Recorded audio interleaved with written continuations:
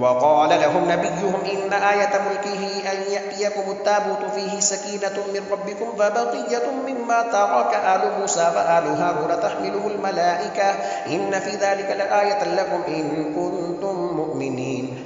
فلما فصل طالوت بالجنود قال إن الله مبتليكم بنهر فمن شرب منه فليس مني ومن لم يطعمه فإنه مني إلا من اغترف غرفة بيده فشربوا منه إلا قليلا منهم. فلما جاوزه هو والذين آمنوا معه قالوا لا طاقة لنا اليوم بجالوت وجنوده قال الذين يظنون أنهم ملاقو الله كم من فئة قليلة غلبت فئة كثيرة بإذن الله والله مع الصابرين.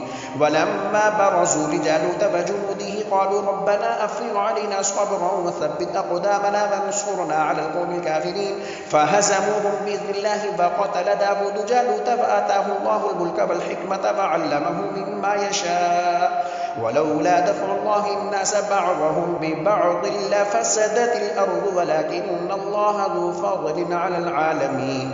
تلك آيات الله نتلوها عليك بالحق وإنك لمن المرسلين.